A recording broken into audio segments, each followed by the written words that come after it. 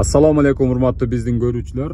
Мен бүгүн Кыргызстандагы бензин баалары тууралуу маалымат бергим келип турат.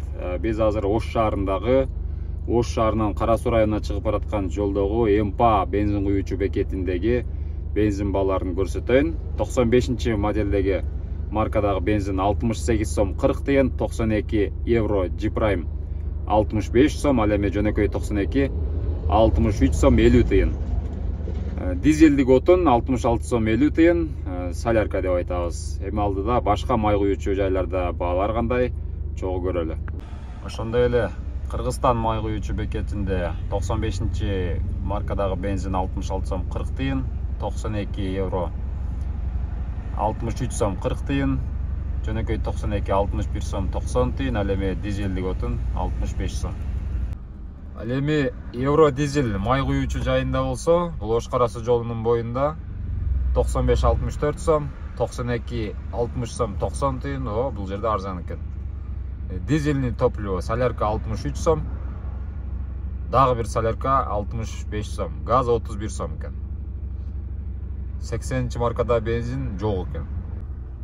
Андан кийин партнер нефть, бул да Ош Кара Суу жолунун боюнда 92 супер 63 сом 50 тыйын, 95-69 сом 40 тыйын, жөнөкөй 92-62 сом 50 тыйын, ал эми солярка 65 сом 50 тыйын, газ 31 сом 90 тыйын.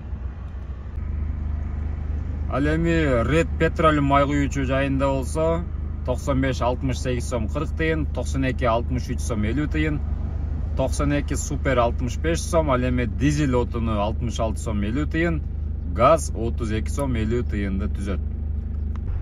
Ал эми Россия май куюу бекетинде 95-68 сом 40 тыйын, 92 GX 65 сом, жөнөкөй 92-63 сом 50 тыйын, дизель отуну 66 сом 50 тыйынды түзөт.